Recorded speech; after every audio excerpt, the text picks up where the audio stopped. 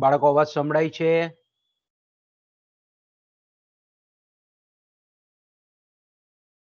તો ગયા પીરિયડમાં મિત્રો આપણે વ્યાપાર ચક્ર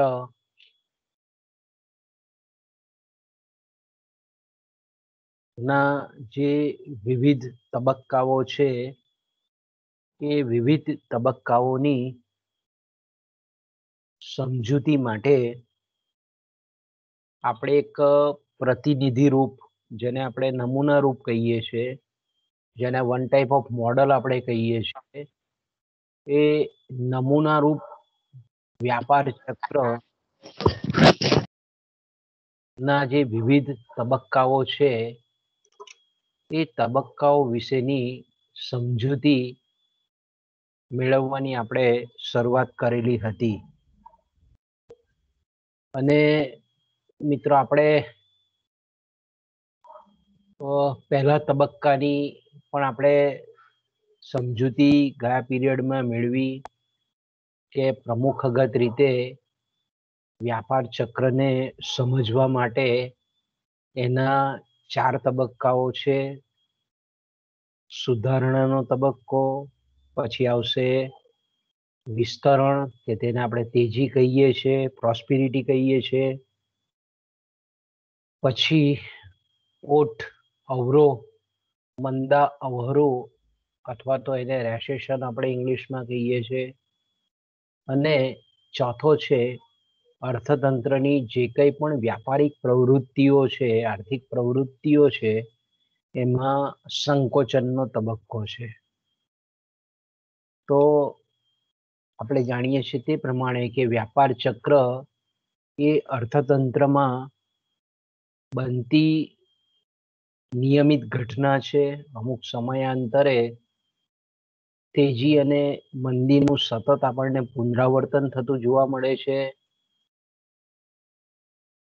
વ્યાપાર ચક્રની જ્યારે આપણે સમજૂતી મેળવતા હોઈએ ત્યારે એની સમજૂતીની શરૂઆત આપણે કોઈ પણ તબક્કાથી કરી શકીએ છીએ, પણ એનો જે ક્રમ છે તે યથાવત જળવાવો જોઈએ. વ્યાપાર ચક્ર એટલે આપણે જાણીએ છીએ તે પ્રમાણે કે અર્થતંત્રની જે કંઈ પણ આર્થિક પ્રવૃત્તિઓ છે, સામૂહિક આર્થિક પ્રવૃત્તિઓ, ઉત્પાદન છે, મૂડીરોકાણ છે, વ્યાજનો દર છે, ભાવ સપાટી છે, કિંમતો છે, આ બધા પરિબળોમાં સતત જે આવતો ફેરફાર છે, એટલે કે એનું સતત વિસ્તરણ કે સંકોચન જે થાય છે અર્થતંત્રમાં, તેને આપણે વ્યાપાર ચક્ર કહીએ છીએ. એટલે વ્યાપાર ચક્રમાં આપણે હોટરે ખૂબ સરસ રીતે આપણને સમજાવે છે કે અર્થતંત્રમાં જે પરિવર્તનોના અંતર્ગત એક દિશામાં આવેલા પરિવર્તનો બીજી દિશામાં થતા પરિવર્તનોને જન્મ આપે છે. આવા વિશેષ પ્રકારના જે પરિવર્તનો છે તેને આપણે વ્યાપાર ચક્ર કહીએ છીએ. એટલે કે અર્થતંત્રમાં ઉત્પાદન, રોજગારી, ભાવ સપાટી, આવક, આ બધામાં જે કંઈ પણ સતત જે આપણને પરિવર્તનો થાય છે તેને આપણે વ્યાપાર ચક્ર કહીએ છીએ.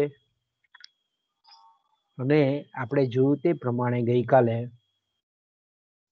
કે સુમ્પીટરની જે પદ્ધતિ છે, સુમ્પીટરના જે વ્યાપાર ચક્ર અંગેના જે વિચારો છે, અને સુમ્પીટરનું જે ખાસ માનવું છે કે હંમેશા પૂર્ણ, જેને આપણે વ્યાપાર ચક્ર કહીએ છીએ, એ જો પૂર્ણ વ્યાપાર ચક્રની જો આપણે બરાબર સમજૂતી પ્રાપ્ત કરવી હોય તો અર્થતંત્રની જે સમતુલાની પરિસ્થિતિ છે એ સમતુલાની પરિસ્થિતિથી આપણે શરૂઆત કરવી જોઈએ, અને પછી સમતુલાથી ઉપરના જે કંઈ પણ તબક્કાઓ છે અને સમતુલાની નીચેના જે તબક્કાઓ છે એની આપણે સમજૂતી મેળવવાની હોય છે.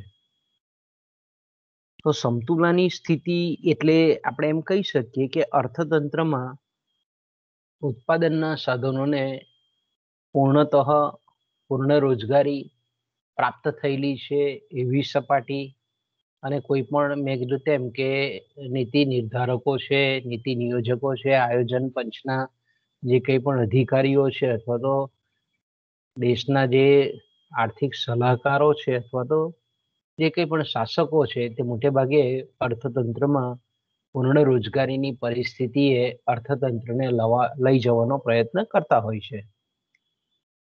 તો આપણે જાણીએ છીએ તે પ્રમાણે કે ધારો કે આજે આપણે એક્સ અક્ષ કહીએ છીએ એ એક્સ અક્ષે આપણને ખબર છે કે સમતુલાની સપાટી દર્શાવે છે કે જ્યાં ઉત્પાદનના સાધનોને પૂર્ણ રોજગારી પ્રવર્તે છે.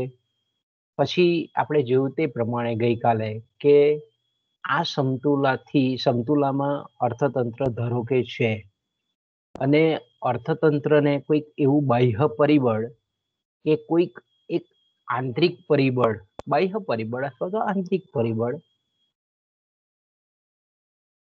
કે અન્ય કોઈ પણ એવું ચોક્કસ કારણ અર્થતંત્રમાં બનતું કે જેથી કરીને અર્થતંત્ર જે છે તે આ સમતુલાની પરિસ્થિતિમાંથી વિચલિત થાય અને એ પરિબળ, બાહ્ય પરિબળ કે આંતરિક પરિબળ એ એવું પરિબળ છે કે આ સમતુલાની સ્થિતિથી અર્થતંત્રને ઉપરની તરફ એટલે વિસ્તરણ તરફ, એક્સપાન્શન તરફ એટલે કે આર્થિક પ્રવૃત્તિ જે દરે ચાલતી હોય એમાં વૃદ્ધિ કરે એવા પરિબળો અર્થતંત્રમાં ધારો કે નિર્માણ થાય છે.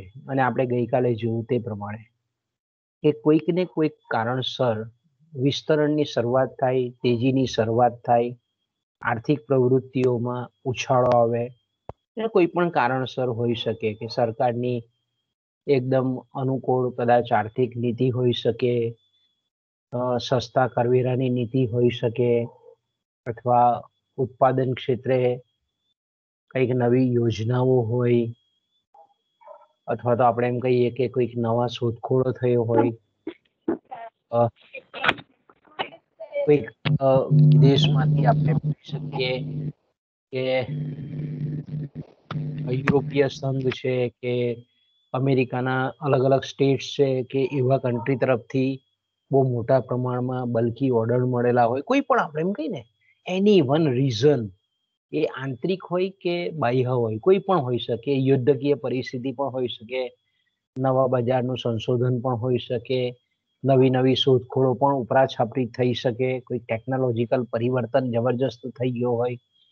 તો આ બધા કારણસર આ સમતુલાની પરિસ્થિતિમાં વિક્ષેપ ઊભો થાય અને અર્થતંત્રની આર્થિક જે પ્રવૃત્તિઓ છે કે જે સમતુલાની સપાટી પર છે તેને એવો ધક્કો લાગે કે અર્થતંત્રમાં આર્થિક પ્રવૃત્તિઓનું વિસ્તરણ થાય.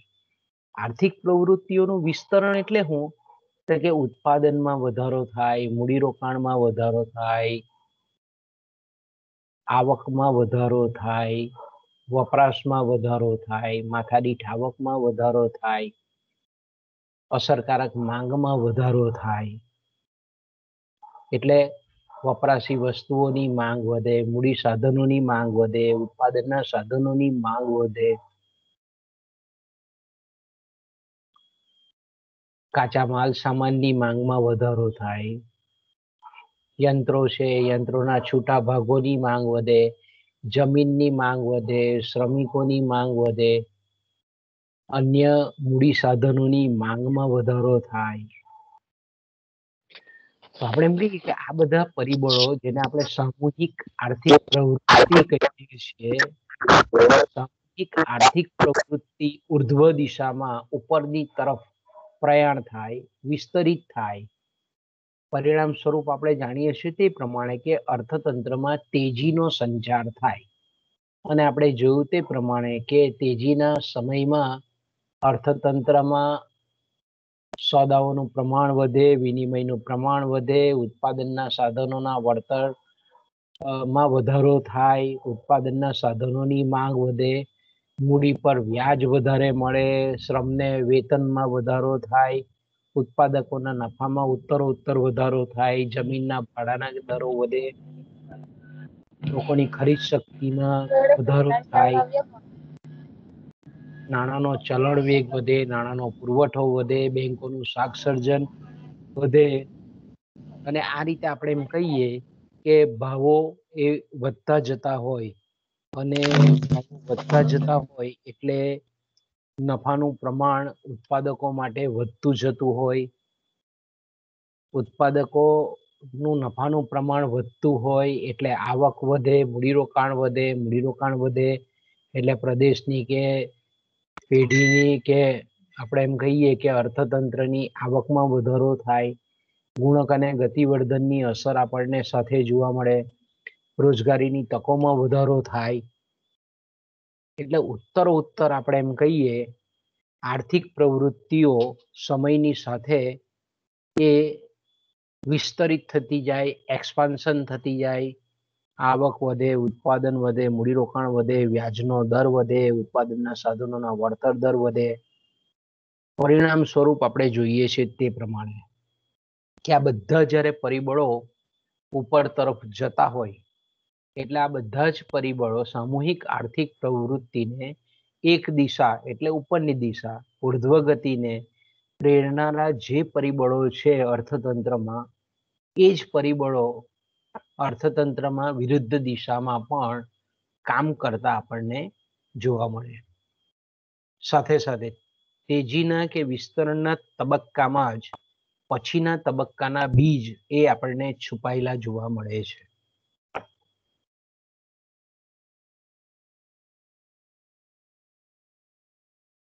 કારણ કે તેજીનું અર્થતંત્રમાં વાતાવરણ હોય છે ત્યારે આપણે જાણીએ છીએ તે પ્રમાણે કે ઉત્પાદનની અને વ્યાપારની જે પ્રવૃત્તિઓ છે એમાં ઉત્તરોત્તર આપણને વધારો થતો જોવા મળે છે.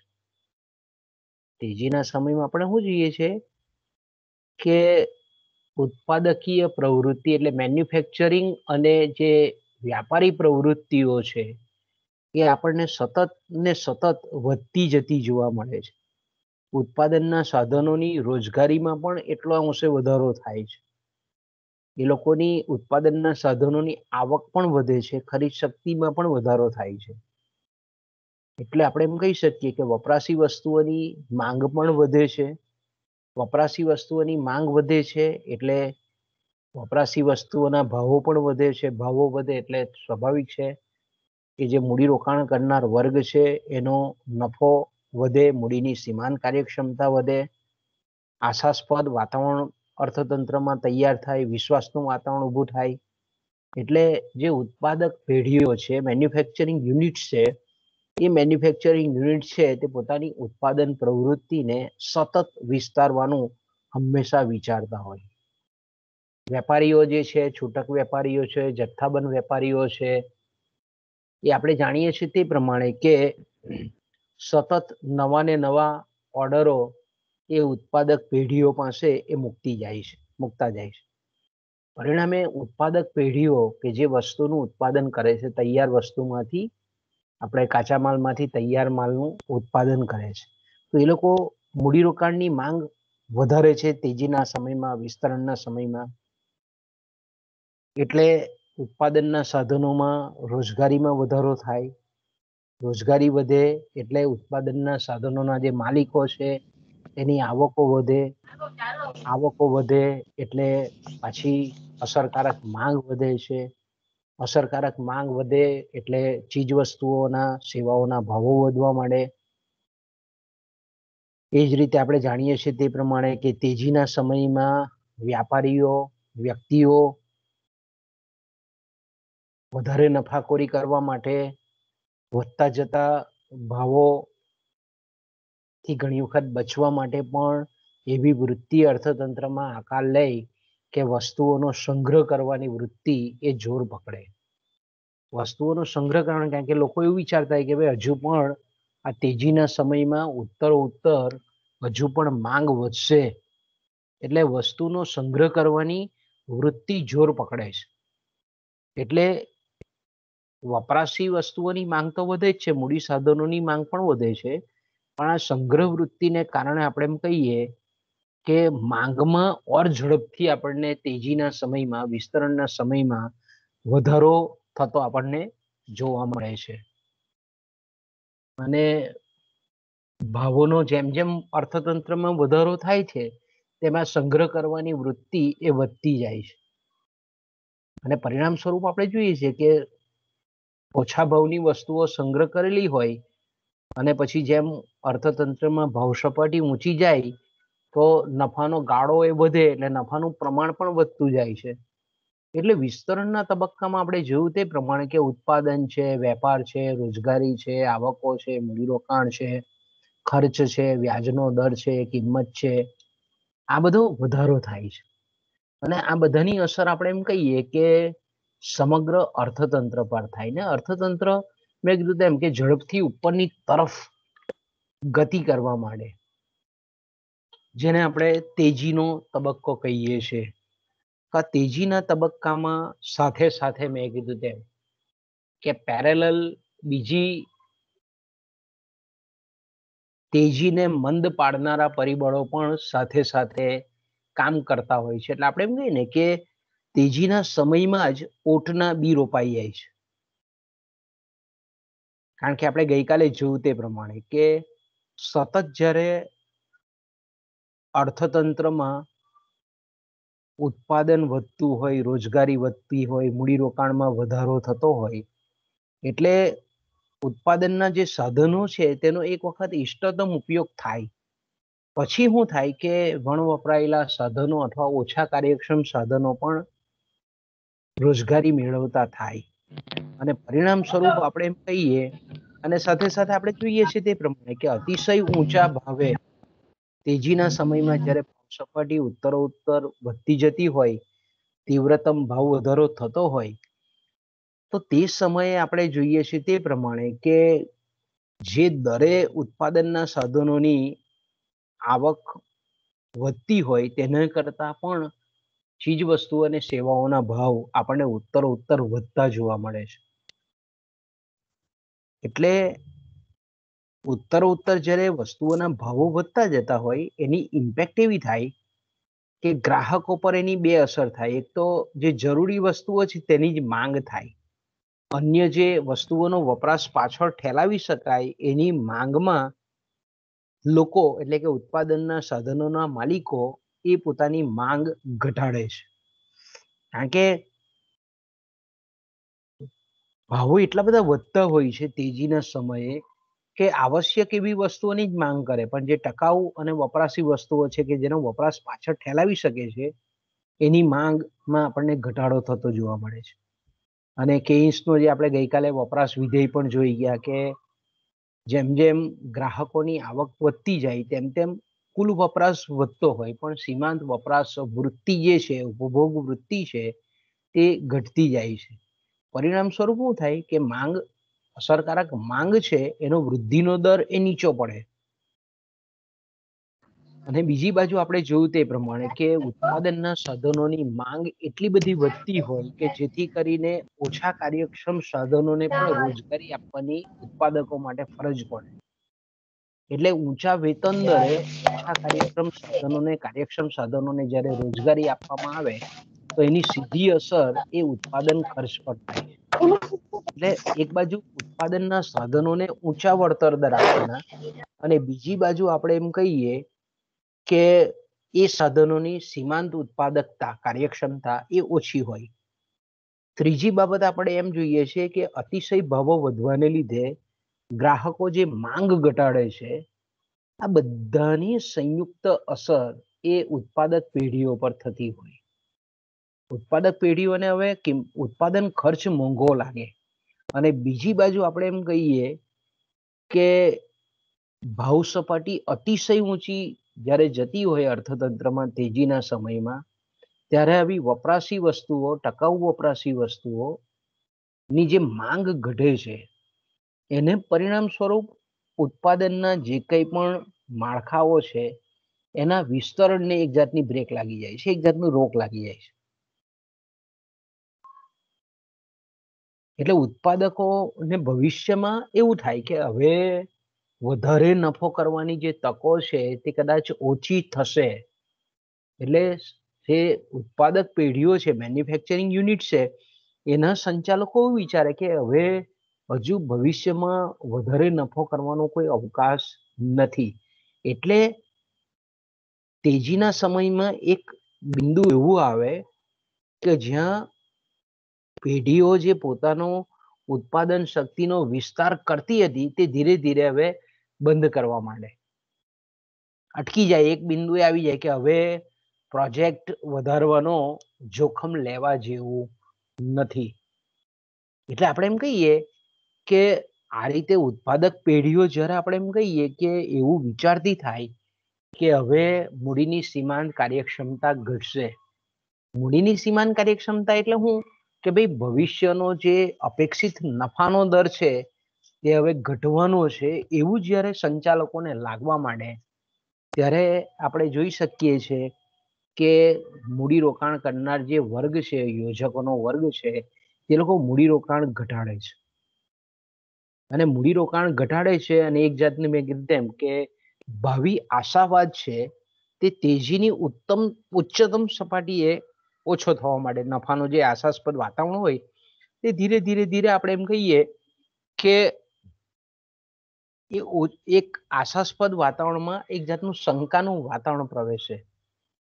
એટલે એને પરિણામ સ્વરૂપ એવું થાય કે મૂડીરોકાણ ઘટાડે એટલે ઉત્પાદનના સાધનોની આવકમાં ઘટાડો થાય અને ધીરે ધીરે ધીરે આપણે એમ કહીએ કે તેજીના તબક્કામાં જ ઓઠ કે જેને આપણે મંદ અવરોહ કહીએ છીએ, એને અવરોહ કહીએ છીએ, એના મૂળ નખાઈ જાય.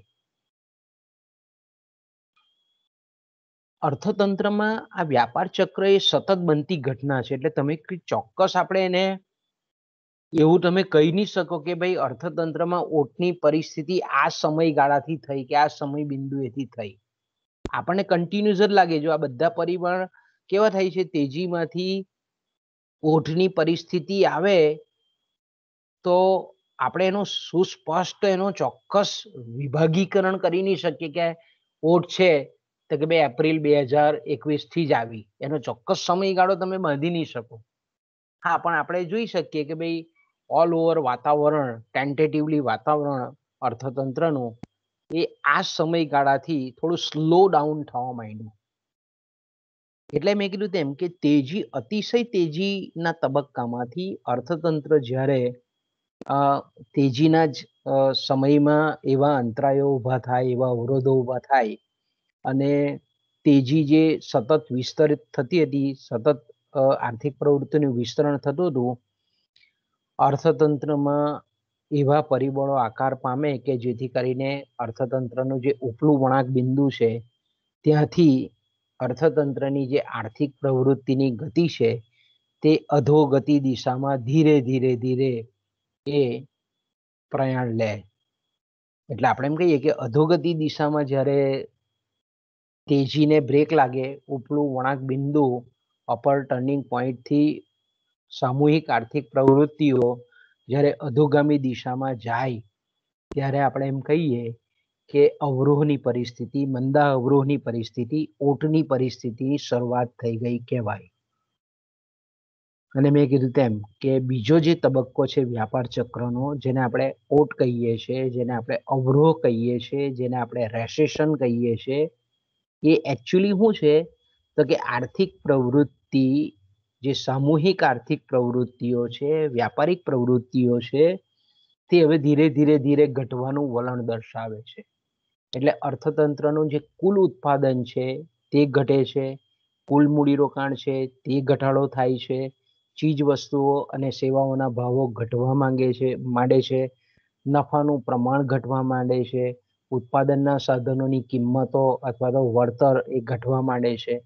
તો આ બધા પરિબળો ધીરે ધીરે ધીરે ધીરે આપણે કહીએ કે અધોગામી દિશામાં પ્રયાસ કરે.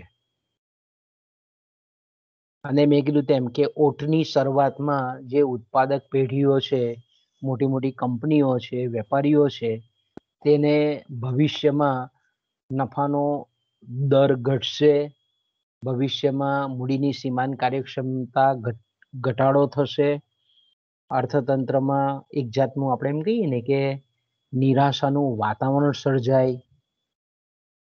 આપણે શેર બજાર કહીએ છીએ, જેને આપણે આર્થિક પ્રવૃત્તિનો બેરોમીટર કહીએ છીએ, એ પણ આપણને એમાં પણ એક જાતનું સુસ્ત વાતાવરણ દેખાય. શેર બજારમાં આપણે એમ કહીએ કે સતત શેરોના ભાવ ઘટતા જતા આપણને જોવા મળે. મૂડી બજારમાં પણ આપણે જે જામીનગીરીઓ છે તેના ભાવોમાં પણ આપણને એક જાતનું નિરાશાનું વાતાવરણ જોવા મળે. ઘણી વખત આપણે એવું પણ જોઈએ કે અતિશય તેજીના તબક્કામાં એવો કોઈક પ્રસંગ કે એવી કોઈ અર્થતંત્રમાં ઘટના બની જાય કે જેથી કરીને તેજીમાંથી એકદમ જ આપણે એમ કહીએ કે ઓટ જેવી પરિસ્થિતિ સર્જાય. કે દાખલા તરીકે આપણે જોઈએ છે કે હર્ષદ મહેતા કૌભાંડ છે, કે પછી નીરવ મોદીનું કૌભાંડ છે, કે કાલુપુર કોઓપરેટિવ બેંક છે, કે શેર બજારના મોટા મોટા બ્રોકર્સ છે, કે મોટું કોઈ ફાઇનાન્સ હાઉસ છે. આ બધી પેઢીઓ અચિંતાની ફડચામાં જાય, ખોટમાં જાય. વિજય માલ્યા જેવા આપણે એમ કહીએ કિંગફિશરના જે માલિક છે, આવી બધી જે આકાર ઘટના લઈ કોઈ મોટી બેંક દિવાળું કાઢે, કોઈ વિદેશી બેંક, વચ્ચે આપણે જોઈએ છે કે યસ બેંક ને આ બધા બેંકોના ઇસ્યુ હતા.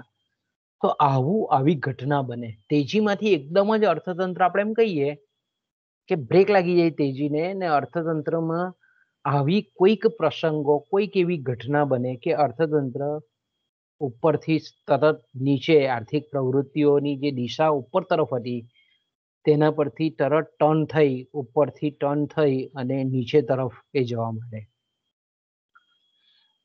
શેર બજારમાં પણ આપણે જોઈએ કે ભાઈ રેકોર્ડ બ્રેક મૂડી સાધનો જે અસ્કયામતો છે તેના ભાવમાં જબરજસ્ત ઘટાડો વધારો થતો જોવા મળે આપણને. ઘણી વખત આપણે જોઈએ છે કે અચિંતાની તેજીની ગતિને જે ધીમી પડી જાય અથવા તો બ્રેક લાગી જાય, એના માટે આપણે જાણીએ છીએ તે પ્રમાણે કે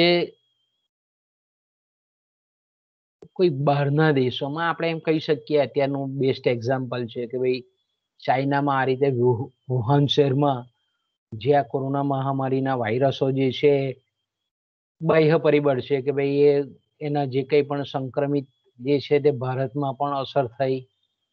આ બાહ્ય પરિબળ છે કે ભાઈ એકદમ આ મહામારી વિદેશથી જેટલા પણ ભારતમાં આવ્યા અને એને લીધે સંક્રમણ જે ફેલાયું, તો એ રીતે પણ આપણે આવું જેને આપણે બિન આર્થિક પરિબળ કહીએ, એ બાહ્ય પરિબળને લીધે પણ અર્થતંત્ર જે સમતુલાની અવસ્થામાં કે તેજીમય વાતાવરણમાં કામ કરતું હોય તેની જગ્યાએ આ રીતે નાટ્યાત્મક રીતે આપણને અધો દિશામાં અધોગતિ પામતું હોય એવું આપણને સ્પષ્ટ જોવા મળે. ઘણીવાર મેં કીધું તેમ કે કોઈક અન્ય દેશોએ વિદેશી પોતાનું જે ચલણ છે એ ચલણનું અવમૂલ્યન કર્યું હોય. બરાબર, ચલણનું અવમૂલ્યન એટલે શું? તો કે વિનિમય દર છે તે ઘટાડી નાખ્યો હોય. તો એ અવમૂલ્યનને લીધે એની નિકાસ અને આયાત પર ચોક્કસ પ્રકારની અસર થાય. તો એને પરિણામ સ્વરૂપ પણ આપણે એમ કહીએ કે એની અસર પણ દરેક દેશો પર થાય. તો તેને લીધે પણ આપણે એમ કહીએ કે તેજી પર ઓચિંતાની ઘણી વખત રોક લાગે. ઘણી વખત એવું થાય કે અર્થતંત્રમાં તેજી હોય અને કોઈક એવું બાહ્ય પરિબળ પણ બને એવું વૈશ્વિક કક્ષાએ કે જેથી કરીને તેજીનો તબક્કો જે છે એ તેજીનો તબક્કો વિસ્તરણ પણ પામે. તેજીનો તબક્કો કેવો થાય? વિસ્તરણ પામે. કે ભાઈ યુદ્ધ થાય અને દાખલા તરીકે આપણે એમ કહીએ કે યુદ્ધકીય શસ્ત્ર સરંજામ જો કોઈક દેશ ઉત્પન્ન કરતું હોય તો એ દેશમાં મૂડીરોકાણનું પ્રમાણ વધે, રોજગારીનું પ્રમાણ વધે, આવક વધે. તો આ રીતે આપણે એમ કહી શકીએ કે યુદ્ધકીય પરિસ્થિતિને લીધે તેજીનો તબક્કો જે છે તે આપણને વધતો પણ જતો દેખાય. તો એટલે ઓટ આવવામાં વાર લાગે, એક્સટેન્સ થાય. તેજીનું શું થાય? વિસ્તરણ આપણને થતું જોવા મળે. હવે જ્યારે ઓટ જેવી પરિસ્થિતિ હોય એટલે મંદ અવરોહ જેને આપણે કહીએ છીએ, બરાબર, મંદા અવરોહ જેને પરિસ્થિતિ આપણે કહીએ છીએ, એ પરિસ્થિતિમાં એવું લાગે ઉત્પાદકોને કે ભાઈ બજારમાં વાસ્તવમાં જે કંઈ પણ ચીજ વસ્તુઓ અને સેવાઓની માંગ છે એના કરતા મૂડીરોકાણ જાણે કે વધારે થઈ ગયું હોય એવો એ લોકોને અહેસાસ થવા માંડે. અવરોહ, જ્યારે આપણે એમ કહીએ કે તેજીમાંથી અર્થતંત્ર નીચેની તરફ પ્રયાણ કરે છે, જેને આપણે અવરોહ કહીએ છીએ, જેને આપણે મંદા અવરોહ કહીએ છીએ. એટલે અર્થતંત્ર તેજીની ટોચ પરથી ફરીથી પાછું આપણે એમ કહીએ કે વિરુદ્ધ દિશામાં કામ કરતા જે પરિબળો છે તે શરૂ થઈ જાય અને અર્થતંત્ર જે ટોચ પર પહોંચેલું હોય ત્યાંથી સ્થગિત થઈને નીચેની તરફ જે એની ગતિ છે તેવા વલણો સર્જાય. અને એને પરિણામ સ્વરૂપ આપણે જોઈ શકીએ છીએ કે જ્યારે અર્થતંત્રનું વિસ્તરણની પરિસ્થિતિ હોય ત્યારે આપણને એવા પરિબળો કામ કરતા દેખાય કે સતત વધતી જતી માંગ જોવા મળે, ભાવોમાં વૃદ્ધિ થાય, વધારે ને વધારે નફો મળવાને કારણે ઉત્પાદન પ્રવૃત્તિઓ ધમધમતી લાગે, ખૂબ જ મોટા પાયા પર ઉત્પાદન ચાલતું હોય એવું લાગે. પણ મેં કીધું તેમ કે એ જ સમયગાળા દરમિયાન વધતા જતા ભાવોને કારણે ઉત્પાદનના સાધનોના વળતરની માંગ ખૂબ વધતી હોય, વ્યાજના દરો પણ ઊંચા જવા માંડે, એટલે મૂડીરોકાણ એ મોંઘું બને. ઉત્પાદકો માટે ઉત્પાદનની જે સપાટી છે એ સપાટીએ ઉત્પાદન ખર્ચ બહુ ઝડપથી વધવા લાગે, એટલે નફામાં જબરજસ્ત ઘટાડો થાય. અને ઓટની પરિસ્થિતિમાં મેં કીધું તેમ કે ઉત્પાદક પેઢીઓ, મોટી મોટી પેઢીઓને એવું લાગવા માંડે કે અમે જે કરેલું મૂડીરોકાણ છે તે માંગની સરખામણીમાં ઓવર ઇન્વેસ્ટમેન્ટ થઈ ગયેલું છે, અતિ મૂડીરોકાણ થઈ ગયેલું છે, એટલે કારખાનાનું કે પ્લાન્ટનું જે વિસ્તરણ વિચારતા હોય એ વિસ્તરણની જે યોજનાઓ છે એ યોજનાઓને પડતી મૂકે છે. એ યોજનાઓને શું કરે છે? પડતી મૂકે. વિસ્તરણ, પ્લાન્ટનું એક્સટેન્શન હોય તેને અટકાવી દે. નવા કારખાનાઓ, નવો પ્લાન્ટ ચાલુ કરવાનો હોય તેને અત્યારે મૂકી દે. અત્યારે આપણે જોઈ શકીએ છીએ બજારમાં, દાખલા તરીકે આપણે રાજપીપળાની જ વાત કરીએ તો ઘણા એવા પ્રોજેક્ટ છે કે જમીનો નોન એગ્રીકલ્ચર કરી નાખેલી છે, બરાબર, એગ્રીકલ્ચરમાંથી સોસાયટીઓ બનાવવા માટેની મંજૂરી કલેક્ટર પાસેથી પણ લઈ લીધેલી છે. પણ એવું લાગે કે અત્યારે મકાન બાંધીએ પણ લેવા વાળું કોઈ નથી, કારણ કે બજારમાં મંદી છે. તો આવી જ્યારે પરિસ્થિતિ હોય અર્થતંત્રમાં, આ રીતે તેજીમાંથી જ્યારે મંદ અવરોહ હોય અર્થતંત્રમાં, ત્યારે મૂડીરોકાણ કરનારને એવું લાગે કે ભાઈ અત્યારે પ્રોજેક્ટને સાકાર કરવો એ, કારણ કે માંગ જો નથી સામે, તો એક વખત પ્રોજેક્ટ શરૂ કરી નાખે, ઉત્પાદનના સાધનોને રોકે તો એનો ઉત્પાદન ખર્ચનું ચક્ર ચાલુ થઈ જાય. તો આવું જ્યારે ઉત્પાદકોને ઓઠમાં એવું લાગે, અવરોહની પરિસ્થિતિ હોય, મંદીજન્ય પરિસ્થિતિનું વાતાવરણ ધીરે ધીરે તેજીમાંથી સર્જાવા માંડે, ત્યારે એવું લાગે ઉત્પાદકોને કે ભાઈ હવે અત્યારે કોઈક નવા મશીનો નથી નાખવા, નવા માણસોને કામ પર નથી રાખવા, વધારે કાચો માલ નથી લાવવો. અને ઘણી વખત આપણે એવું કહીએ કે એ લોકોએ જે કંઈ પણ ઓવર ઇન્વેસ્ટમેન્ટ કરેલું હોય એને પહોંચી નહીં વળાતું હોય, કારણ કે બજારમાં આપણે જાણીએ છીએ તે પ્રમાણે કે વપરાશી વસ્તુઓ અને ટકાઉ વસ્તુઓની માંગમાં ઘટાડો થયેલો હોય છે. કારણ કે તેજીના સમયમાં જેવા પરિબળો આકાર પામે છે કે ધીરે ધીરે ઉત્પાદનના સાધનોની આવક ઘટે છે, એટલે અસરકારક માંગ ઘટે છે. તો ઘણી પેઢીઓ આપણે એમ કહીએ કે પોતાના જે પ્રોજેક્ટો છે એને ચલાવવા માટે, કાર્યરત જે પ્રોજેક્ટ છે એ લોકોને ચલાવવા માટે પણ ખર્ચાને પહોંચી વળી શકાય એટલી આવક પણ એમની પાસે નહીં હોય, તો તેવા સંજોગોમાં આપણે એમ કહીએ કે એ લોકો દેવાળા કાઢે છે અને પેઢીઓ ઘણી બધી આપણે એમ કહીએ કે ફટાફટ બંધ થઈ જતી આપણને જોવા મળે છે. બીજું આપણે એક વ્યાપારીઓ એટલે આપણે જાણીએ છીએ તે પ્રમાણે કે વેપારીઓ ગ્રાહકો અને ઉત્પાદક પેઢી વચ્ચેનો મધ્યસ્થી પરિબળ છે. આપણે એમ કહીએ વેપારીઓ, ટ્રેડર્સ જેને આપણે કહીએ, પેલાને મેન્યુફેક્ચરર કહીએ. તો વેપારીઓ એ જાણીએ છીએ તે પ્રમાણે કે ઉત્પાદક પેઢીઓ પાસેથી માલ ખરીદે અને પછી એ છૂટક વેપારીઓને અને ગ્રાહકોને માલ પહોંચાડે, તો એને આપણે વ્યાપારી કહીએ છીએ. તો જ્યારે ઓટની પરિસ્થિતિ હોય એટલે અર્થતંત્ર તેજીના તબક્કામાંથી નીચેની તરફ પ્રયાણ કરતું હોય, તો આપણે એમ કહીએ કે અર્થતંત્રમાં અસરકારક માંગ ઘટે એટલે સ્વાભાવિક છે કે વેપારીઓ જાણી જાય, કારણ કે વર્ષોથી અનુભવી હોય એ લોકો કે ભાઈ હવે બજારમાં મંદ અવરોહ છે, લોકોની આવક ધીરે ધીરે ઘટી રહેલી છે, ઉત્પાદનના સાધનોના વળતરના દરો ઘટેલા છે, એટલે નવો માલ એ ઉત્પાદક પેઢી પાસેથી નવા ઓર્ડરો નહીં આપે. પોતાની પાસેનો જે સંગ્રહ કરેલો છે ભૂતકાળમાં તેજીના સમયનો, એનાથી એ કામ ચલાવી લે. પણ જે નવા ઓર્ડર આપવા જોઈએ ઉત્પાદક પેઢીને, એ ઉત્પાદક પેઢીને નવા ઓર્ડર આપતા નથી. એટલે આપણે એમ કહી શકીએ કે વેપારીઓ જે છે, જથ્થાબંધ વેપારીઓ જે છે, હોલસેલર જે છે, તે એનો બહુ અર્થતંત્રમાં બહુ મહત્વનો ભાગ છે, બહુ મહત્વનો ફાળો હોય છે. કારણ કે માર્કેટની સાથે વપરાશના કેન્દ્રો અથવા બજારના કેન્દ્રો અથવા ગ્રાહકોની સાથે સંકળાયેલા હોય, તો એ લોકોને બજારની રૂખ ખબર પડી જાય કે હવે અર્થતંત્રમાં મંદીજન્ય વાતાવરણ ઊભું થાય છે. એટલે લોકો શું કહે છે, નવા ઓર્ડરો નહીં આપે કંપનીઓને.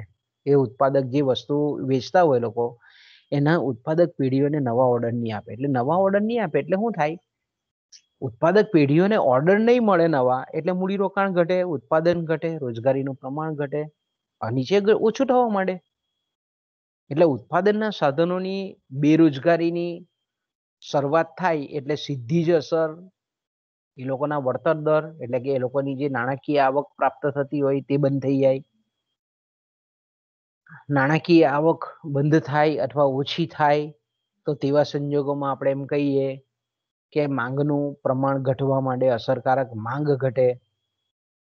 અને અસરકારક માંગ ઘટે એટલે સીધી અસર અર્થતંત્રની જે આર્થિક પ્રવૃત્તિઓ છે, વ્યાપારિક પ્રવૃત્તિઓ છે, ધંધાકીય પ્રવૃત્તિઓ છે, એના પર અસર થાય. બધી વ્યાપારિક પ્રવૃત્તિઓ ધીરે ધીરે નીચે જવા માંડે, ઉત્પાદન ઓછું થાય, આવક ઓછી થાય, મૂડીરોકાણ ઘટે, રોજગારી ઘટે. એ સાયકલ જે છે, એ ચક્ર જે છે, તે સતત અધોગામી દિશામાં એ કામ કરતું થાય અને ખૂબ જ ટૂંકા ગાળામાં ઓટમાંથી અર્થતંત્ર મંદીના તબક્કામાં પ્રવેશે. ઓટમાંથી હવે શું થાય, અર્થતંત્ર મંદીના તબક્કામાં પ્રવેશી જાય. અને આપણે જાણીએ છીએ તે પ્રમાણે કે અવરોહમાં મેં કીધું તેમ કે ઉત્પાદકો અને વેપારીઓ ઉત્પાદનના કાર્યક્રમો મુલતવી રાખતા હોય, સાવચેતીના પગલા રૂપે ઉત્પાદન ઘટાડતા હોય, નવા ઓર્ડરો આપવાનું બંધ કરતા હોય, પરિણામે રોજગારી, આવક, મૂડીરોકાણ, માંગ, ભાવો એ વધતા અટકે. અને ખાસ કરીને એનું અસર આપણને ભાવ સપાટી પર જોવા મળે. મંદાવરોમાં શું થાય કે ભાવ સપાટી એ ઉત્તરોત્તર નીચી જતી જાય અને ભાવો ઘટતા હોય એટલે સાહસિકોને નફાનું ગાળો છે તે ઘટે. ભાવ ઘટે એટલે સ્વાભાવિક છે કે નફાનો જે ગાળો છે તે ઘટે. એટલે આપણે એમ કહીએ કે સતત અર્થતંત્રમાં ઉત્પાદન, રોજગારી, આવક અને માંગમાં ગ્રેજ્યુઅલી ક્રમશઃ એ ઘટાડાની શરૂઆત થાય અને ધીરે ધીરે ધીરે ધીરે આપણે એમ કહીએ કે આ મંદ અવરોહની જે સ્થિતિ છે એ જ્યારે અતિશય ઝડપ પકડે ત્યારે અર્થતંત્રમાં મંદીનો તબક્કો આવે. એટલે મંદીનો તબક્કો આવે એટલે આપણે જાણીએ છીએ તે પ્રમાણે કે મંદી એ તેજી કરતા બહુ ખરાબ પરિસ્થિતિ છે 1929 થી 1996 ની જે મંદી છે, સોરી 1929 થી 1936 ની જે મહામંદી છે, વિશ્વને આખાને હચમચાવી મૂકેલું હતું. એટલે મંદી એ અર્થતંત્ર માટે ખૂબ અભિશાપ રૂપ છે એમ આપણે કહી શકીએ. તો મંદીના સમયમાં આપણે જાણીએ છીએ તે પ્રમાણે કે અર્થતંત્રમાં જે આરંભાયેલી જે મંદ અવરોહની અથવા ઓઠની જે સ્થિતિ છે, એ જ્યારે ઉત્તરોત્તર ઝડપ પકડે છે ત્યારે અર્થતંત્રમાં મંદીની શરૂઆત થાય છે. એટલે આપણે એમ કહી શકીએ કે જે પરિબળો અર્થતંત્રમાં તેજી લાવે છે તે જ પરિબળો જ્યારે વિરુદ્ધ દિશામાં કામ કરવાનું શરૂ કરે ત્યારે અર્થતંત્રની જે અધોમુખી ગતિ છે, ઓઠની પરિસ્થિતિ છે, અવરોહની પરિસ્થિતિ છે, અને અવરોહ જ્યારે ઝડપ પકડે છે ત્યારે અર્થતંત્રમાં મંદીની સ્થિતિ, જેને આપણે ડિપ્રેશન કહીએ છીએ, એ ડિપ્રેશન અર્થતંત્રમાં આવે. મંદીનું જે મહત્વનું લક્ષણ છે તે આપણે જાણીએ છીએ કે ચીજ વસ્તુઓના ભાવો બહુ ઝડપથી ઘટવા માંડે. મંદીની પરિસ્થિતિનું સૌથી અગત્યનું લક્ષણ કયું છે? તો કે ભાવો ખૂબ ઝડપથી ઘટે. અને આપણે જાણીએ છીએ તે પ્રમાણે કે સમગ્ર અર્થતંત્રનું જે ઉત્પાદનનું માળખું છે તે મોટે ભાગે નફાના હેતુથી કામ કરતું હોય. અને ભાવો જ્યારે ઘટવાનું વલણ ચાલુ થાય ત્યારે ઉત્પાદકો અને વ્યાપારીઓનો નફાનો ગાળો એટલો બધો ઝડપથી ઘટવા માંડે છે, એટલે મૂડીની સીમાંત કાર્યક્ષમતા એકદમ ઓછી થઈ જાય. ભાવિ ઉત્પાદન યોજનાઓ કે વર્તમાન ઉત્પાદનમાં નવું ખરીદીમાં કે નવા પ્રોજેક્ટો સાકારમાં તો એ લોકો અટકાવ લાવી જ દે છે ઉત્પાદકો, પણ વર્તમાન ઉત્પાદન જે કરતા હોય જે દરે એમાં પણ ઘટાડોની શરૂઆત કરી દે. વ્યાપારીઓ પણ જાણીએ છીએ તે પ્રમાણે કે મંદીના સમયમાં પોતાની પાસેનો જેટલો પણ સ્ટોક હોય એ જલ્દીમાં જલ્દી એ વેચવા માટે પ્રવૃત્ત થઈ જાય એકદમ વેપારીઓ. અને કંપનીઓ પાસે જો પેન્ડિંગ ઓર્ડર મૂકેલા હોય ખરીદી માટેના તે પણ કેન્સલ કરી નાખે. હવે અત્યારે અર્થતંત્રમાં મંદી છે, હવે આપણો જે ઓર્ડર લખાવેલો હતો આ ભાવનો ને આટલા એકમનો એ કેન્સલ કરો. એટલે એની અસર આપણે એમ કહીએ કે ઓલ ઓવર ઉત્પાદન પર થાય. ઉત્પાદન ઘટવાનું વલણ દર્શાવે મંદીમાં, ઉત્પાદનના ઘટવાનું વલણ દર્શાવે એટલે સીધી અસર મૂડીરોકાણ પર થાય. ઉત્પાદનના જે સાધનો છે તેને પેઢીઓ છૂટા કરે. આર્થિક પ્રવૃત્તિઓમાં જ્યાં જ્યાં ઉત્પાદનના સાધનો હોય તેને ધીરે ધીરે લેઆઉટ કરવા માંડે, લે ઓફ કરવા માંડે. રોજગારીનું પ્રમાણ ઘટે, બેકારીનું પ્રમાણ વધવાની શરૂઆત થઈ જાય. ઉત્પાદકો દ્વારા ઘટાડવામાં આવતું છતાં ઉત્પાદન ખર્ચ એટલા ઝડપથી ઘટતો નથી. અને જે આપણે એમ કહીએ ને કે બોર્ડર પર ઉભા રહેલા જે ઉત્પાદકો છે, સીમાંત ઉત્પાદકો, એ પોતાના જે એકમો છે, ઉત્પાદન એકમો છે, તે ધીરે ધીરે બંધ કરવા માંડે. એટલે ભાવ ઘટાડો જે છે તે મંદીના સમયની એક અગત્યની લાક્ષણિકતા છે. એને લીધે ઉત્પાદન ઘટે, રોજગારી ઘટે, કુલ આવકનું પ્રમાણ ઘટે, કુલ માંગનું પ્રમાણ ઘટે. જે કેપિટલ ઇન્ટેન્સિવ જે પ્રોજેક્ટ છે, ઉદ્યોગો છે, તેમાં તેના મૂડીરોકાણમાં ઘટાડો થાય, વપરાશી વસ્તુઓનું ઉત્પાદન પણ ઘટે અને મંદીની અવસ્થા અર્થતંત્રની આ રીતે વધારે તીવ્ર બને. એટલું આપણે કહી શકીએ કે ભાઈ ઓટમાંથી ક્યારે અર્થતંત્ર મંદીમાં સરકી જશે એની ચોક્કસ ભેદરેખા આપણે દોરી શકતા નથી. પણ મંદીની જે મેં કેરેક્ટરિસ્ટિક કીધી તે કે મંદીમાં ભાવો ઘટે એટલે આવક પણ ઘટે, નફો પણ ઘટે, વેચાણ પણ ઘટે, ઉત્પાદનના સાધનોની રોજગારીમાં ઘટાડો થાય. એટલે આપણે કીધું ને કે કેન્સે કીધું તે પ્રમાણે કે વેપારનો ખરાબ સમયગાળો, હેબરલર અને જે આપણને કહે છે તે પ્રમાણે, કેન્સ આપણને કહે છે તે પ્રમાણે કે વ્યાપાર ચક્ર એ સારા વ્યાપાર સમય અને ખરાબ વ્યાપાર સમયનું બનેલું છે. ખરાબ વ્યાપાર સમય એટલે વસ્તુઓના ભાવોમાં ઘટાડો અને બેરોજગારીના પ્રમાણમાં વધારો, તે વ્યાપારનો ખરાબ સમયગાળો, જેને આપણે મંદી કહીએ છીએ. તો આ મંદીમાં આપણને બધું જ અહીંયા દેખાય કે ઉત્પાદનના સાધનો બેકાર થવા માંડે, સામાન્ય ભાવ સપાટી ઘટતી જતી હોય, નાણાકીય વેતન દરો ઘટે, ઉત્તરોત્તર મૂડીની સીમાંત કાર્યક્ષમતા ઘટતી જાય, બેંકો પાસેથી ધિરાણ લોનોનું માંગ ઘટી જાય. પરિણામ સ્વરૂપ આપણે જોઈ શકીએ છીએ કે બેંકોની રોકડ અનામતો છે તે વધતી જાય. કારણ કે મંદીના સમયમાં શું કરે છે, જે લોન લીધેલી હોય ભૂતકાળમાં એના હપ્તાઓ પણ વધારે ભરી અને એ ભાર હળવો કરવા માંગતા હોય છે. એટલે આપણે એમ કહી શકીએ કે વેપારી બેંકોની પરિસ્થિતિ એવી હોય છે કે ધિરાણ ઓછું થાય એટલે શાક સર્જન ઓછું થાય, અને બીજી બાજુ આપણે એમ કહીએ કે લોનોનું રીપેમેન્ટ એ વધારે થાય.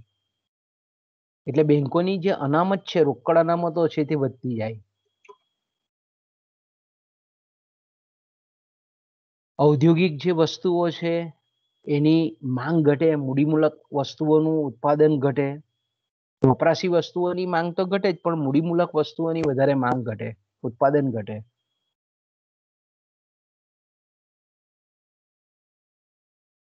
આવક ઘટે એટલે સ્વાભાવિક છે કે જે કંઈ પણ ટકાઉ વપરાશી વસ્તુઓ છે, એટલે ફ્રીજ છે, ટીવી છે, વાહનો છે, મોટરકાર છે, મકાનો છે, આવી બધા વસ્તુઓની માંગમાં આપણે એમ કહીએ કે ઘટાડો જોવા મળે.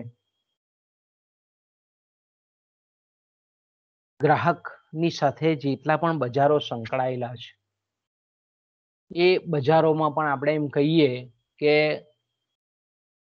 મંદીની જે તીવ્રતા છે એ વધતી જતી જોવા મળે. પણ બેની જો તુલના કરીએ તો વપરાશી વસ્તુ કરતા જે કંઈ પણ આવા મૂડી પ્રચુર ઉદ્યોગો છે, પોલાદ છે, લોખંડ છે, સ્ટીલ છે, લાકડું છે, યંત્રો છે, બળતણ છે, આ બધા, વીજળી છે, વીજળીનો સામાન છે, ઇલેક્ટ્રોનિક ઉપકરણો છે, આ બધાનું ઉત્પાદન અને વેચાણ એ મંદીના સમયમાં અતિશય તીવ્ર ગતિમાં, અતિશય આપણે એમ કહીએ કે તીવ્રતમ કક્ષાએ એની માંગમાં ઘટાડો થાય. એટલે આપણે એમ કહી શકીએ કે મંદીમાં કુલ ઉત્પાદન જે છે અર્થતંત્રનું, જેને આપણે કુલ રાષ્ટ્રીય આવક કહીએ છીએ, એ નીચી જાય.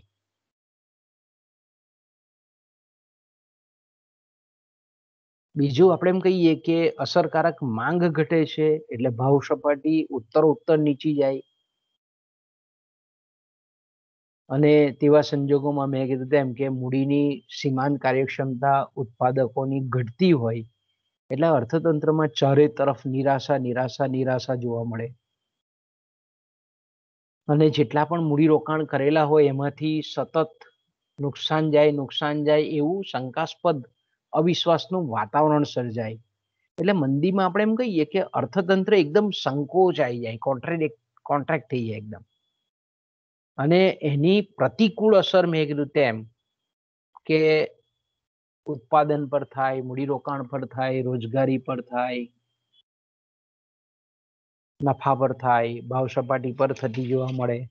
વ્યાજનો દર ઇવન આપણે એમ કહીએ કે ઘટતો જતો જોવા મળે. પણ આપણે જાણીએ છીએ તે પ્રમાણે કે એક દિશામાં લાવનાર જે પરિબળો છે તે જ પરિબળો વ્યાપાર ચક્રના બીજા તબક્કા તરફ અર્થતંત્રને દોરે છે. તો જેવી રીતે તેજીના તબક્કામાં મેં કીધું તેજી લાવનારા જે પરિબળો છે એ જ અવરોધ તરફ અર્થતંત્રને લઈ જાય છે. તેવી જ રીતે મંદીમાં પણ મંદી અતિશય મંદીની ગર્તામાં અર્થતંત્ર પહોંચતા પહેલા મંદીની ગતિને નિયંત્રણમાં લાવનાર પરિબળો આકાર પામે છે. અને આપણે એમ કહીએ કે અર્થતંત્ર નીચલું વળાંક બિંદુ નીચલું વળાંક બિંદુ ને ટચ કરી અને અર્થતંત્ર ધીરે ધીરે ધીરે સુધારણા, કે જેને આપણે પુનઃ સુધારણા કહીએ છીએ, તે તરફ અર્થતંત્ર જાય છે.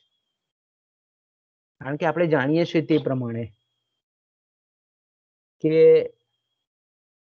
મંદીની અવસ્થામાં મેં કીધું તેમ કે આવકો ઘટવાને કારણે માંગ બહુ ઝડપથી ઘટેલી હોય છે. બજારમાં જે ઓલરેડી ઉત્પાદિત થયેલો જે માલ છે, પેઢીઓ દ્વારા ઉત્પાદિત કરેલો, તેનો પણ ઉપાડ થતો નથી. માલનો ભરાવો દરેક ગોડાઉનોમાં થયેલો જોવા મળે. પરિણામ સ્વરૂપ આપણે જોઈએ કે ભાવો જે છે તે ઉત્તરોત્તર ઘટતા જતા જોવા મળે, ઝડપથી ઘટે છે. અને ઘણી વખત આપણે જોઈએ કે અર્થતંત્રમાં મંદીના સમયમાં એટલું બધું અવિશ્વાસ કે શંકાનું વાતાવરણ ફેલાઈ જાય, અને ઘણી વખત આર્થિક કટોકટી પણ કેટલાક અર્થતંત્રોમાં આપણે જોઈ શકીએ છીએ. અતિશય મંદીજન્ય પરિસ્થિતિમાં રાજકીય અસ્થિરતા કે રાજકીય કટોકટી પણ જન્મતી હોય, રાજકીય પલટાઓ પણ તે સમયે થતા હોય. પણ મેં કીધું તેમ કે મંદીની તીવ્રતમ અવસ્થામાં પણ એવા પરિબળો કામ કરતા હોય કે જે મંદીને બ્રેક લગાવી અને અર્થતંત્રને સુધારણાના પથ પર એ લઈ આવતા હોય છે. તો મંદીની ગમે તેટલી તીવ્રતમ પરિસ્થિતિ હોય, પણ અમુક જેને આપણે કહીએ ને કે અનિવાર્ય ઉપભોગ એ અર્થતંત્રમાં હોય ને હોય જ. દરેક લોકો, દરેક કુટુંબે પોતાનો જીવન નિર્વાહ ચલાવવા માટે અમુક મિનિમમ વસ્તુઓની માંગ દરેક કુટુંબ કરતી હોય છે, દરેક પેઢી કરતી હોય છે. તો આવો જે અનિવાર્ય ઉપભોગ છે, એસેન્શિયલ જેને કન્ઝમ્પશન આપણે કહીએ છીએ, એ અનિવાર્ય ઉપભોગને કારણે આપણે એમ કહીએ કે કેટલીક જે અનિવાર્ય માંગ ઊભી થાય છે સમાજની, લોકોની, અને એને સંતોષવી પડતી હોય છે. તેને લીધે આપણે એમ કહીએ કે આવી અનિવાર્ય જરૂરિયાતને સંતોષતા એવા વ્યાપાર અને ઉદ્યોગ આપણને મંદીના સમયમાં પણ ટકી રહેલા જોવા મળે છે.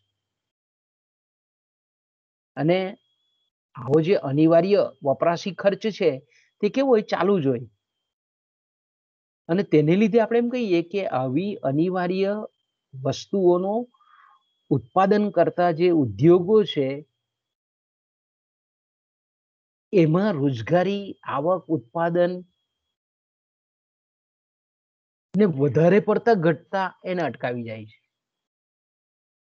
અતિશય આજે આપણે એમ કહીએ કે અનિવાર્ય વસ્તુનું ઉત્પાદન કરતા એકમોમાં વધારે આપણે એમ કહીએ કે અમુક બિંદુ સુધી ઉત્પાદન ઘટે, રોજગારી ઘટે, મૂડીરોકાણ ઘટે. પણ સમાજની જે ન્યૂનતમ જરૂરિયાતો છે એ ન્યૂનતમ જરૂરિયાતને પૂરી પાડવા માટે આવા ઉદ્યોગોમાં કે આવી વ્યાપારિક પ્રવૃત્તિમાં કે આર્થિક પ્રવૃત્તિમાં રોજગારી, આવકો અને ઉત્પાદન અમુક સપાટીથી નીચે જતા નથી. પણ મેં કીધું તેમ કે તેજીના તબક્કામાં અમુક જ્યારે એને મંદ પાડતા જે કંઈ પણ પરિબળો આકાર લે છે, મંદીની શરૂઆતમાં મેં કીધું તેમ કે ગ્રાહકો જે ટકાઉ વસ્તુઓ છે એની માંગને અટકાવી રાખેલી હોય છે. કારણ કે જે ટકાઉ વસ્તુ છે, વપરાશી વસ્તુઓ છે,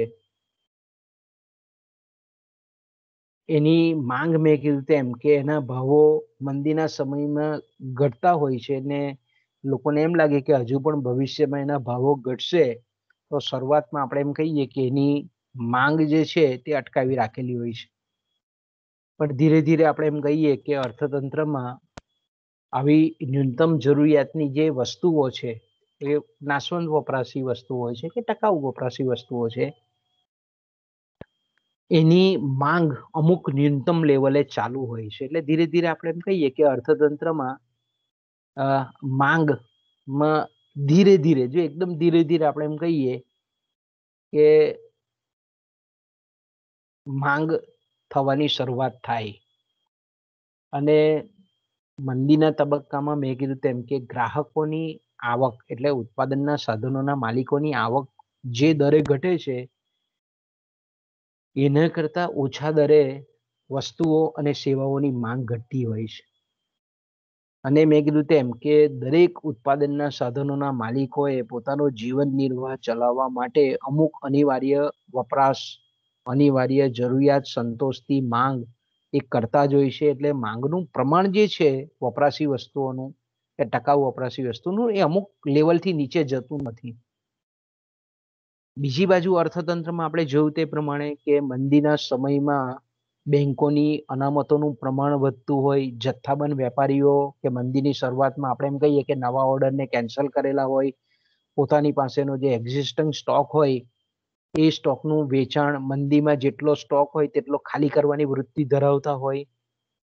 પણ મંદીના સમયમાં મેં કીધું તેમ કે અમુક જે ન્યૂનતમ જરૂરિયાતો છે એને લીધે જથ્થાબંધ વેપારીઓના સ્ટોક પણ અમુક સમયગાળાના અંતે ખલાસ થઈ જાય અને એને લીધે ધીરે ધીરે ધીરે આપણે એમ કહીએ કે જથ્થાબંધ જે વેપારીઓ છે તે ઉત્પાદક પેઢીઓ પાસે પોતાના ઓર્ડર નવા લોન્ચ કરવાની શરૂઆત કરે.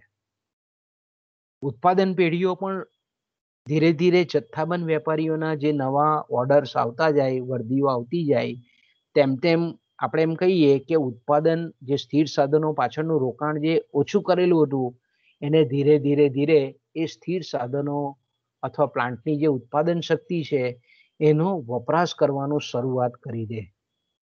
એટલે આપણે એમ કહીએ કે જેવા જથ્થાબંધ વેપારીઓ તરફથી ઉત્પાદક પેઢીઓને જે ઓર્ડર મળે તો એને પહોંચી વળવા માટે અસ્થિર સાધનોમાં ઉત્પાદકો વધારો કરે. એટલે અસ્થિર સાધનોની માંગ વધારે. અસ્થિર સાધનોથી આપણે એમ કહીએ કે ઉત્પાદન શક્તિનો શરૂઆતમાં ઉપયોગ એવી રીતે કરે કે અસ્થિર સાધનોથી વધેલી માંગને મંદીના સમયમાં જે ધીરે ધીરે માંગ ગ્રેજ્યુઅલી વધતી હોય છે એને પહોંચી વળવા માટે અસ્થિર સાધનોમાં વધારો કરે. એટલે અસ્થિર સાધનો ના જે માલિકો છે એને એના વળતર દરો મળે, એને આવક મળે અને અસ્થિર સાધનો પાછળ ઉત્પાદકો જે છે, મોટી મોટી પેઢીઓ છે, ઉત્પાદક પેઢીઓ છે એ મૂડીરોકાણ કરવાની શરૂઆત કરે. પછી બીજું આપણે પેરેલલ આપણને અર્થતંત્રમાં એવું જોવા મળે કે બેંકોની જે શાક સર્જન કરવાની જે શક્તિ છે એનો પાયો કે બેંકોનું જે રોકડ અનામતનું પ્રમાણ મંદીના સમયમાં નવું ધિરાણ ન થવાને લીધે એ પાયો વધેલો હોય એટલે ઓછા વ્યાજ ખર્ચે, ઓછા વળતર દરે એ ધિરાણ આપવા બેંકો, વેપારી બેંકો તત્પર હોય. અને બીજી બાજુ આપણે જાણીએ છીએ તે પ્રમાણે કે ઉત્પાદક પેઢીઓને નાણાકીય સાધનોની આવશ્યકતા હોય તો વ્યાજ ખર્ચ નીચો વેપારી બેંકો આપવા તત્પર હોય.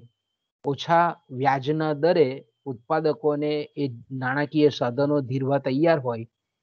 એટલે આપણે એમ કહીએ કે ધિરાણપાત્ર ભંડોળ જે છે એ મંદીના સમયમાં પૂરતા પ્રમાણમાં ઉપલબ્ધ હોય છે અને ધિરાણપાત્ર ભંડોળ વધે એટલે સ્વાભાવિક છે કે વ્યાજના દર સાથે એનો ઉલટો રિલેશન છે કે ધિરાણપાત્ર ભંડોળ વધે તો વ્યાજનો દર ઘટે અને વ્યાજનો દર આપણે એમ કહીએ કે ઘણો બધો નીચો જાય એટલે ઓછા વ્યાજ ખર્ચે ઉત્પાદકો પોતે ઉત્પાદન માળખામાં વિસ્તૃતીકરણ કરે. જથ્થાબંધ વેપારીઓ પણ આપણે જાણીએ છીએ કે વ્યાજનો ખર્ચ નીચો થાય તો વધારે માલ ભરાવવા માટે તત્પર થાય કારણ કે એ લોકો મોટે ભાગે બાહ્ય મૂડી પરથી પોતાના ગોડાઉનમાં સ્ટોક ભરતા હોય છે. તો આપણે એમ કહીએ કે ધિરાણપાત્ર ભંડોળ બેંકો પાસેનું, નાણાકીય સંસ્થાઓ પાસેનું વધે એની સીધી અસર વ્યાજના નીચા દર પર થાય અને વ્યાજના નીચા દર પર થાય એટલે વ્યાજ ખર્ચ ઓછો કે ઉત્પાદન ખર્ચનો એક ભાગ છે એટલે ઉત્પાદકોને પણ મૂડી બહારથી લાવવી પરવડે. એ જ રીતે જથ્થાબંધ વેપારીઓ પણ પોતાના ગોડાઉનમાં માલ ભરાવવા માટે એ લોકો તત્પર હોય કે ઓછા ખર્ચે જો બેંકો લોન આપતી હોય, ધિરાણ આપતી હોય તો એ લોકો સ્ટોક વધારવા માટે ઈચ્છુક હોય એટલે જથ્થાબંધ વેપારીઓને આ નાણાકીય સાધનો પ્રાપ્ત થાય એટલે એ લોકો ઉત્પાદક પેઢીઓને નવા ઓર્ડર આપવાનું શરૂ કરે. એટલે આપણે એમ કહી શકીએ કે એક બાજુ ઉત્પાદક પેઢીઓ મૂડીરોકાણ માટે આ રીતે બેંકો, નાણાકીય સંસ્થાઓ પાસેથી ઓછા ખર્ચે ઓછા વ્યાજના દરે મૂડીરોકાણમાં વૃદ્ધિ કરે છે. બીજી બાજુ આપણે જાણીએ છીએ તે પ્રમાણે કે ઉત્પાદક પેઢીઓને બે ફાયદા થાય. એક તો વ્યાજ ખર્ચ ઓછો હોય અને અર્થતંત્રમાં બેરોજગારીની પરિસ્થિતિ હોય, ઉત્પાદનના સાધનો ઘણા બધા બેકાર હોય મંદીના સમયમાં. એટલે જ્યારે ઉત્પાદનના સાધનોની માંગ કરે છે ઉત્પાદક પેઢીઓ દ્વારા, તો તે સમયે સોદા શક્તિમાં ઉત્પાદનના સાધનોના માલિકો કરતા ઉત્પાદકોને વધારે ફાયદો થાય. કારણ કે અર્થતંત્રમાં ઉત્પાદનના સાધનો બેરોજગાર છે, એટલે જમીન સસ્તા ભાવે મળી જાય, શ્રમિકો પણ ઓછા વેતનના દરે મળી જાય. આપણે મંદીની પરિસ્થિતિમાં આ ફાયદો ઉત્પાદકોને થાય. એટલે ઉત્પાદકો આપણે એમ કહીએ કે ઓછા વળતર દરે, ઓછા વેતનના દરે શ્રમિકોને પણ કામકાજ રાખી શકે. એની સીધી અસર ઉત્પાદન ખર્ચ પર થાય. અને ઉત્પાદન ખર્ચ ઘટે, જમીનના ભાડાના દર ઘટે, મૂડી પરનું વ્યાજ ખર્ચ ઘટતું હોય, શ્રમિકોના વેતન દર ઘટે, એટલે સીધી અસર ઉત્પાદન ખર્ચ ઘટાડામાં થાય. અને ઉત્પાદન ખર્ચ ઘટે એટલે નફાનો ગાળો વધે, અને નફાનો ગાળો વધે એટલે મૂડીની સીમાંત કાર્યક્ષમતા વધે. મૂડીની સીમાંત કાર્યક્ષમતા વધે એટલે મૂડીરોકાણ વધે. મૂડીરોકાણ વધે એટલે આવક વધે. આવક વધે, ઉત્પાદનના સાધનોની વળતર વધે. ઉત્પાદનના સાધનોની વળતર વધે, કુલ માંગ વધે, કુલ વપરાશ વધે, અસરકારક માંગ વધે, વપરાશી વસ્તુની માંગ વધે, વપરાશી વસ્તુનું ઉત્પાદન કરતા ઉદ્યોગોમાં મૂડીરોકાણ વધે, મૂડી સાધનોની માંગ વધે, અને અર્થતંત્ર ધીરે ધીરે ધીરે ધીરે ધીરે ધીરે ધીરે આપણે એમ કહીએ કે મંદીની પરિસ્થિતિમાંથી સુધારણામાં એ પ્રવેશવાની શરૂઆત થાય. અને સુધારણામાં આપણે જાણીએ છીએ તે પ્રમાણે કે અર્થતંત્ર ધીરે ધીરે પાછું સુધારણાનો તબક્કો, એટલે જેને આપણે પુનઃ સુધારણા કહીએ છીએ. ઘણી વખત મેં કીધું તેમ કે અર્થતંત્રમાં એવા અનિયમિત પરિબળો કે આકસ્મિક પરિબળો કે બાહ્ય પરિબળો કે અર્થતંત્રના આ સક્રિય પરિબળો, આંતરિક પરિબળો એવો ધક્કો મારી આપે કે અર્થતંત્ર મંદીમાંથી અચિંતાનું ઉર્ધ્વગતિ તરફ, મંદીમાંથી અર્થતંત્ર સીધું સુધારણાના માર્ગે એ ઝડપ પકડી લે. કે દાખલા તરીકે અત્યારે આપણે જોઈએ છીએ કે ભાઈ અત્યારે બહુ મંદીજન્ય પરિસ્થિતિ છે. દાખલા તરીકે આ મહામારી માટેનો કોઈક સારા વેક્સિન શોધાઈ ગયા હોય અર્થતંત્રમાં, અને કુદરતી વાતાવરણ સારું હોય, અને આપણે એમ કહીએ કે વાયરસનો પ્રકોપ ધારો કે ઘટી જાય થોડાક સમયમાં, તો અત્યારે ભલે આપણને અર્થતંત્ર મંદીજન્ય અવસ્થામાં લાગે, પણ કોઈક એવું પરિબળ કામ કરી જાય કે જેથી કરીને અર્થતંત્ર તેજીના મંદીમાંથી પુનઃ સુધારણા થઈ અને ઉત્પાદન, આવક, મૂડીરોકાણ, વપરાશ, માથાદીઠ આવક, કિંમતો, વ્યાજનો દર, આ બધું જ પાછું ઉપર તરફ ઉર્ધ્વગામી દિશામાં એ ગતિ કરવા માંડે. એટલે આપણે એમ કહી શકીએ કે મંદીના સમયમાં પુનઃ સુધારણાના મૂળ નખાઈ જાય, એના બીજ ત્યાં જ રોપાઈ જાય. પુનઃ સુધારણામાં મેં કીધું તેમ કે પુનઃ સુધારણાના બીજ એ તરત જ ત્યાં જ મંદીના સમયગાળામાં જ એ રોપાઈ જાય. અને મેં કીધું તેમ કે કોઈક એવા પરિબળો કામ કરે, નવીન બજાર હોય, વિદેશોએ પોતાના દેશોની સરહદો ખોલી નાખેલી હોય, આયાત નિકાસની પ્રવૃત્તિ જોર પકડે, વૈશ્વિક જે કંઈ પણ આર્થિક સંગઠનો છે એ દરેક દેશોને લીલી ઝંડી આપે, આવા બધા બાહ્ય પરિબળો કામ કરતા થાય. અને તેને લીધે આપણે એમ કહીએ કે અચાનક અર્થતંત્ર જે છે તે વ્યાપાર ચક્રનું જે નીચલું બિંદુ છે, એટલે કે મંદીની જે ટોચ છે, તળિયું કે જેને આપણે કહીએ છીએ, જેને આપણે લોઅર ટર્નિંગ પોઈન્ટ કહીએ છીએ, એમાંથી તરત જ એ ઉર્ધ્વ દિશા તરફ, એટલે નીચલા વળાંક બિંદુથી સ્પર્શી અને આર્થિક પ્રવૃત્તિ જે છે એ આર્થિક પ્રવૃત્તિઓ ઉપર તરફ સુધારણાના માર્ગે એ ગતિ કરવા માંડે. અને ધીરે ધીરે આપણે એમ કહીએ કે ત્યાં મનોવૈજ્ઞાનિક પરિબળો કામ કરતા હોય કે એક ક્ષેત્રમાં જો તેજીનો સંચાર થાય તો અર્થતંત્રના આપણે એના લક્ષણોમાં જોયું તે પ્રમાણે કે એક તંત્રમાં કે એક ક્ષેત્રમાં જો તેજીનો સંચાર થાય તો મેં કીધું તેમ કે આ પરસ્પર સંબંધિત બધા ક્ષેત્રો છે, એટલે એકમાં તેજી આવે એટલે બીજા બધામાં પણ ધીરે ધીરે ધીરે આપણે એમ કહીએ કે તેજીનો સંચાર થાય. એટલે આપણે એમ કહીએ સુધારણાનો અર્થતંત્રમાં શરૂઆત થાય. સુધારણામાં મેં કીધું તેમ કે હવે ઉત્પાદકો જે છે, નિયોજકો છે, તેનો મૂડીની સીમાંત કાર્યક્ષમતા અથવા તો ભવિષ્યનો જે નફાનો અપેક્ષિત દર છે એ વધવાના સંકેતો પ્રાપ્ત થાય. લોકો દ્વારા જે કંઈ પણ દબાવી રાખેલી જે કંઈ પણ વપરાશી વસ્તુઓની ટકાઉ વસ્તુઓની માંગ છે એ ધીરે ધીરે ધીરે ધીરે સજીવન થવા માંડે. ઉત્પાદક પેઢીઓના નફામાં વધારો થાય એટલે શેર બજારમાં પણ આપણે જોઈએ છીએ તે પ્રમાણે ક્વાર્ટરલી રિઝલ્ટ આવતા હોય અને તે સમયે નફાનું પ્રમાણ વધતું જાય એટલે આપણે એમ કહી શકીએ કે શેર બજાર પણ ધીરે ધીરે મૂડી બજાર પણ ધીરે ધીરે ચેતન બનતું બને અને અર્થતંત્રમાં એક જાતનું આશાસ્પદ વાતાવરણ સર્જાય. એટલે અર્થતંત્રમાં આશાસ્પદ વાતાવરણ સર્જાય એટલે મૂડીરોકાણ, નવા મૂડીરોકાણ, નવા પબ્લિક ઇસ્યુ આવે, નવી કંપનીઓ સ્થપાય અને નવા મૂડીરોકાણની શરૂઆત થાય. અને આપણે કહીએ તે પ્રમાણે કે સુધારણાની શરૂઆત જેવી થાય એવી અર્થતંત્રમાં ઉત્પાદનના સાધનોની આવકો સતત વધતી હોય અને આવકો વધે અને સાથે સાથે આપણે જાણીએ છીએ તે પ્રમાણે કે તૈયાર ચીજ વસ્તુઓ અને સેવાઓની માંગમાં પણ વધારો થાય. ઉત્પાદનના સાધનોની આવક વધે એટલે અસરકારક માંગ વધે, અસરકારક માંગ વધે એટલે વપરાશી વસ્તુઓની માંગ વધે, વપરાશી વસ્તુઓની માંગ વધે એટલે વપરાશી કરતા જે ઉદ્યોગો છે તેની માંગમાં વધારો થાય.